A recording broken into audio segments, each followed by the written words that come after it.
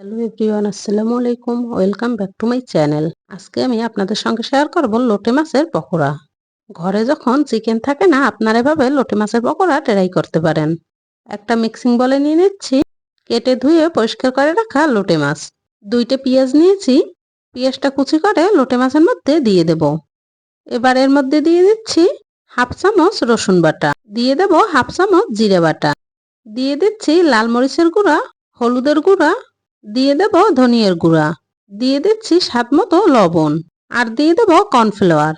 এখানে প্রায় 2 চামচের মতো কর্নফ্লাওয়ার আছে। সবকিছু হাত দিয়ে ভালোভাবে মেখে নিতে হবে। মাখা হয়ে গেলে দিয়ে দিচ্ছি একটুখানি রেড ফুড কালার। এটা অপশনাল, আপনারা চাইলে স্কিপ করতে পারেন। মাছটা ম্যারিনেট করার পর রেস্টে রাখার কোনো প্রয়োজন নেই। এমনিতেই লোটে মাছ থেকে অনেক বেশি পানি ওঠে।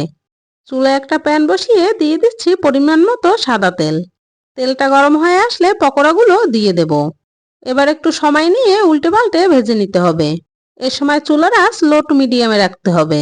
পকোড়াগুলো ভাজতে আমার প্রায় 8 থেকে 10 মিনিট সময় লেগেছে। পকোড়াগুলো ভাজা হয়ে গেছে, একটা স্ট্যান্ডের গায়ে তেল ঝরিয়ে একটা প্লেটে তুলে নিচ্ছি।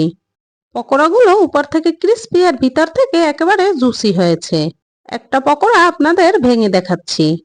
ভিতরে মাছটা কিন্তু খুব সুন্দরভাবে কুক হয়েছে।